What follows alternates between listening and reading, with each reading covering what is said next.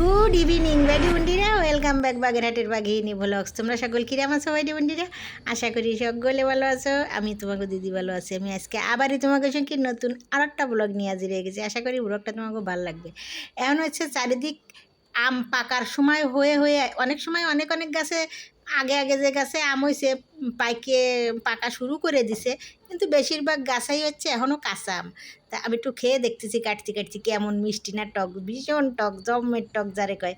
ওই কেবল হচ্ছে আঠিটা শক্ত হয়েছে আর কি। পুরো ভিতরে যে খেয়া আমরা কই ভিতরে সাদা সাদা যে অংশটা থাকে, সেই অংশটার নাম আমরা বাগেরহাটের বাসায় কই খেয়া। সেই খেয়া শক্ত হয়ে যাওয়ার পর, আঠি শক্ত হয়ে যাওয়ার পরে তারপরে হচ্ছে এই আচারটা দিলেই ভালো হয়। মানে ঘষতি ভালো হয়, ঘষে নিতে হবে। সেই ঘষার জন্য এটা হচ্ছে আঠি শক্ত হয়নি, ওই জন্যই কাটে নিলাম। ওটা দিয়ে আচার না বানাইয়ে টক রান্না ফেলবো, ডালি দিয়ে ফেলাবো আর কি। আর যেগুলো আঠি শক্ত হয়েছে ওরই 5টা 7টা আম আমি নিয়ে নেবো। এতগুলো সব আম আমার লাগবে না, 5 7টা কেটে নেবো যেগুলো আঠি শক্ত হয়েছে। এই যে দেখতেছো তোমরা যে লাল লাল একটা ভাব আমে দেখা যাচ্ছে, এটা কিন্তু আসলে আঠি শক্ত হয়েছে ঠিকই, কিন্তু ওই একদিন দেরি হয়েছে আমার কাটার জন্য। আগের দিন আনিছি, পরের দিন কাটতেছি। ওই একদিন ঘরে থেকে ওই একটু লাল চড়ে উঠেছে, শুটো হয়ে। এটা আসলে পাকার লাল চড়া না, এমনি আর কি। দেখা যায় যে বাজারে আনতে আনতে তো দেরি হয়ে যায়, গাছতে পারে অনেক সময় 1 2 দিন ওই জায়গায় হয়ে যায় বাজারের আম। আর আমার বাসা পর্যন্ত এসে আর একদিন দেরি হয়েছে। বাইরে ভীষণ রোদ উঠেছে আজকে। যদিও এই আচারটা রোদ্দুরে দেওয়ার দরকার লাগবে না, তারপরেও হচ্ছে আমি ওই রোদ্দুর দেখে সেদিন আর কি কাটতেছি। আজকে রোদ্দুর উঠেছে ভালো, তাই কাটতেছি, তাই জন্যে। আমার যে কয়টা আম লাগবে সেই কয়টা আম আমি নিয়ে নিছি, আর আমার দরকার নেই। এইবার আমি এই আমগুলো উঠিয়ে নিয়ে ভালো করে গ্রেটার দিয়ে গ্রেট করে আর কি, ঝুরি ঝুরি করে গ্রেট করে নেব। এই আমের আচারটা আর কি, মানে আচারি বল বানাবো আমি। এই আচারি বলটা হচ্ছে যে কোনো আচার বানাতে আমরা যে যে মশলাগুলো ব্যবহার করি, ঠিক ঠিক সেই মশলাগুলোই আমি ব্যবহার করব। পার্থক্য হচ্ছে আচারটা আমি শুকিয়ে ফেলাইয়ে বল বল করে রাখবো। বয়েমে রাখা যায় এরকমের, বা যে কোনো কিছুতেই বয়েমে রাখি, ফ্রিজে রাখি, যে জায়গায় রাখি না কেন, ফ্রিজে না রাখলেও চলবে। পুরো 1 বছর ধরে খাওয়া যাবে এই আচারি বলটা বানালি। আমি এই যে আচারি বলটা বানাবো, এটা আমি পুরো একেবারে আমার দিদিমা একটা আচারি বল বানাতো চালতা আর বড়ইয়ের গুঁড়ো দিয়ে। সে চালতা বড়ইয়ের গুঁড়ো দিয়ে ঢেকিতি পার দিয়ে ঢেকিতি কুটে সেই গুঁড়ো করে বড়ই আর চালতে, শুকনো বড়ই আর শুকনো চালতা দিয়ে এই আচারি বলটা করতো আমার দিদিমা। সেই তার যে সে রেসিপিটা, সেই আচারি বলের ঠিক সেই রেসিপিতেই আমি আম দিয়ে করতেছি আর কি। চালতা বড়ইয়ের রেসিপিতেই আম দিয়ে করতেছি, একই এরও মশলা আর একই রকম প্রসেসেই আমি বানাবো, কিন্তু এটা হচ্ছে আমি নতুন করে আম দিয়ে বানাবো। কারণ আম দিয়ে আমি কোনো সময় এই আচারি বল বানাতে দেখি নেই, আমি এই দিদিমার মতো করে বানাবো। এই জন্যই আমি আমডারে গ্রেট করে নিচ্ছি, কারণ আমডারে তো করে নেওয়া যায় না, আমি কাঁচা আম দিয়েই করব। এই 5টা 7টা আম আমি সুন্দর করে ঝুরি ঝুরি করে এই যে ঘষে নিচ্ছি। আমার হলো প্রায় ঘষা হয়ে গেছে, আর এই একটা বাকি আছে। যদি কেউ প্রয়োজন মনে করো যে অনেক বেশি বানাতে হবে, তাহলে অনেক বেশিগুলো আম নিতে হবে। আর যদি মনে করো যে না আমি অল্প করে বানাবো, তাহলে অল্প করে 5টা 7টা নিচ্ছি আমি, এতে অল্প করেই হবে। অল্প মানে একেবারেও অল্প হবে না, 1 বাটির মতো বল হবে। আমি এইগুলো নিচ্ছি। এইবার আমি এতে সুন্দর করে লবণ মাখাইয়ে 1 ঘন্টা রেখে দেব। লবণটা আমি একটু বেশি করেই মাখাবো, আর যে সময় আমি আচারটা লাস্ট আমি করে নামাবো, ওই সময় আমি একটু বুঝে লবণ দেবো, কারণ এইবার লবণ মাখায় রাখতেছি এই জন্যে। এর মধ্যে যে টক টক যে একটা ভিতরের জল আছে, সেই টক জলটা যাতে বেরোয় যায়। খানিকটা বেরোয় গেলে পরে টকটা কমে আসবে, কমে যাবে আর কি। আমার একটু মিষ্টি কমও লাগবে, আর হচ্ছে জিনিসটা আর কি মজে আসবে। ওই জন্য আমি লবণ দিয়ে 1 ঘন্টা রেখে দেবো। 1 ঘন্টা পরে আইসি আমি, দেখো কীরকম জল বেরোইছে, একেবারে জল গড়াতেছে। আর এবার আমি এই জলগুলো চিপড়ে চিপড়ে পুরো আমটা আমি আর একটা অন্য প্লেটে ভালো করে চিপড়ে শুকনো করে উঠিয়ে নেব। আমি যদি এভাবে চিপড়ে না নিই, তাহলে কিন্তু আমার বেশি সময় আরও বেশি করে জ্বালানো লাগবে, আরও বেশি চিনি লাগবে। দুটোই আমার হচ্ছে অসুবিধে। ওই জন্যে আমার এই জল খানিকটা বের করে নিচ্ছি, এবং সাথে আমার টকও খানিকটা বের হয়ে যাচ্ছে। তাতে আমার 2 রকমের আসান হচ্ছে।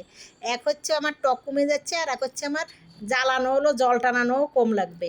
এই দেখো কতগুলো জল বের হয়ে গেছে, ঘন ঘন জল বের হয়ে গেছে লবণ দিয়ে রেখে দেওয়ার পর।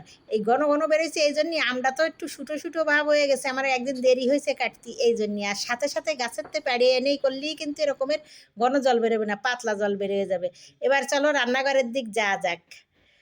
এইবার হচ্ছে আমি প্রথমেই হলো মশলাটা করে নেব। মশলাটা অবশ্যই আমার খানিকটা করা আছে, মরিচের গুঁড়ো, তারপরে ধনে জিরে ভাজা ধনে জিরের গুঁড়ো আছে, মরিচের গুঁড়ো আছে, আর লবণ হলুদ এগুলো তো আছেই। শুধু আমার লাগবে হচ্ছে এখন পাঁচফোড়নের গুঁড়োটা করা লাগবে।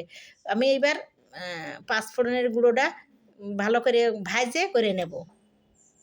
আমি যেভাবে এই আমের আচারটা বানাবো ঠিক এইভাবেই আমার দিদিমা চালতা আর বড়ই দিয়ে এই আচারি বড়টা করতো। সে অনেকগুলো চালতা, অনেকগুলো বড়ই একসাথে ঢেকিতি পাত দিয়ে গুঁড়ো করে সেইগুলোরে তারপরে হচ্ছে জাল করে গুড় দিয়ে তারপরে বল বল করে বয়েম ভরে রেখে দিত। আর আমরা ঘুরিয়ে ফিরে হাতে নিয়ে নিয়ে দৌড়ে সেই বলগুলো খাতাম। দারুণ একটা টেস্ট হতো সেই বলের। ঠিক ওই রকমের বলই আমি বানাবো। এই পাঁচফোড়নটা আমি একটুখানি দারচিনি আর এই পাঁচফোড়ন ভেজে নিয়ে এটা আমি রেখে দিলাম গুঁড়ো করার জন্য। আর এ পাশে আমি গুড় দিয়ে এই আমটা জ্বালাতে দিয়ে দেবো। একটু গুড় হোক আর চিনি হোক, যাই হোক না কেন একটু বেশি করে দেয়া লাগবে। কারণ হচ্ছে এইটা হচ্ছে ওই নারকেল নাড়ু যেমন ওই আঠালো আঠালো হয়ে পাক লইয়ে শক্ত হয়ে নাড়ুগুলো হয়, নাড়ুর মতন অত শক্ত হবে না, নরম নরম থাকবে, কিন্তু যাতে গোল্লাগুলো পাকানো যায় এই জন্য আমার আঠালো আঠালো যাতে সুন্দরভাবে হয় ওই জন্য একটু গুড় বেশি করেই আমি নিলাম।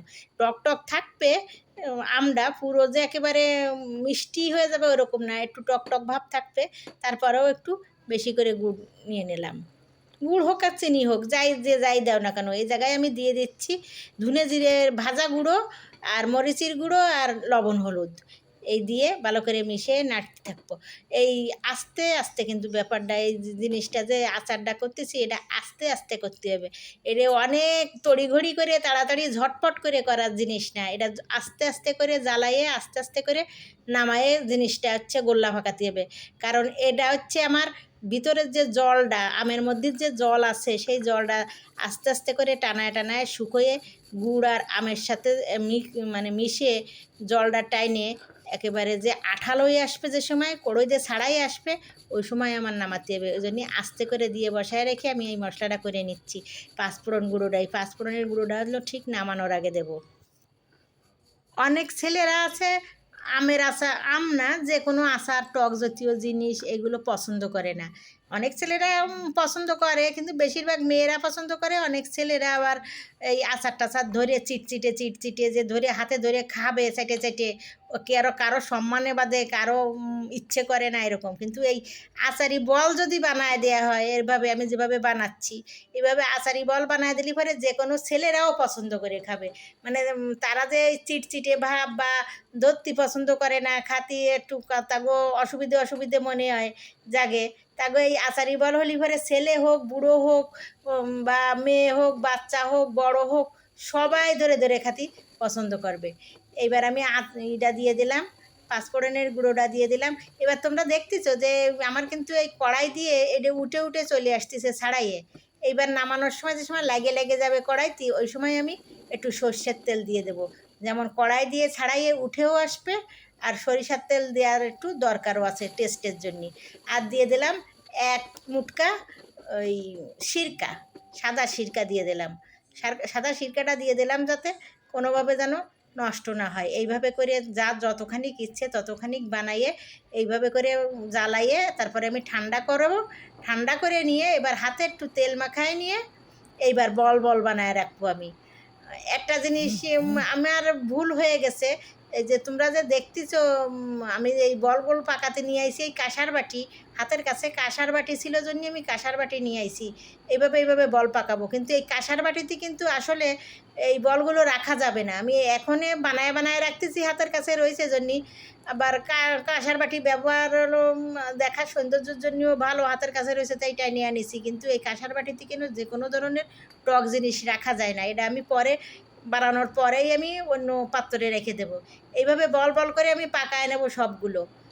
এই বলগুলো একেবারে ঝনঝনা শক্ত হবে না, একটু নরম ভাব থাকবে, কিন্তু ধরে ধরে খাওয়ার জন্য যে কোনো মানুষটা এইভাবে বল ধরে দিলে পরে তারা রুচি করে খাবে, এবং টেস্ট তো ভালো হবেই, এবং তাদের খাওয়ার একটা যে রুচি আসে যে ধরে খাই, যে কোনো একজন মানুষ বাসায় আসলে পারে, বা কোনো বিশেষ করে ছেলেরা আচারগুলো ধরতে চায় না, যে চিটচিটে বা হলো হাতে লাগে যায়, একটা অন্য রকমের চেটে চেটে খা, তাকে ভাল লাগে না। এইভাবে বল বানায় দিলি সবাই হলো পছন্দ করে খাবে ধরে নিয়ে। আর সারা বছর রাখা যাবে, একদম সারা বছর। এই এক বছরে এই মানে যে সময় কাঁচা আম উঠতেছে এখন, আর পরের বছর যে সময় আম উঠবে সেই পর্যন্ত রেখে দেওয়া যাবে সারা বছর, ফ্রিজ ছাড়াই। এইভাবে করে হয়ে গেছে আমার বানানো বলগুলো, আর একটা বাকি আছে। এই যে আমার সবগুলো বল হয়ে গেল। তোমরা যারা কোনো সময় এই বলগুলো বানাও নেই, তারা একসময় বানায় দেখতে পারো আম থাকতে থাকতে, কারণ আম তো শেষ হয়ে যাচ্ছে। কেমন বানাইয়ে আমারে বলতে পারো কমেন্টে, যে কেমন লাগলো তোমার গো এই আচারি বলগুলো বানানো, বা রেসিপিটা কেমন লাগলো। আর যদি মনে করো যে ভালো লাগে, তাহলে লাইক শেয়ার কমেন্ট সাবস্ক্রাইব করে দিও। আজকের ব্লগ এই পর্যন্ত বাইডি বন্ডিরা, তোমরা সকলে ভালো থাও, সুস্থ থাও, সকলে সকল ভালো রাখো।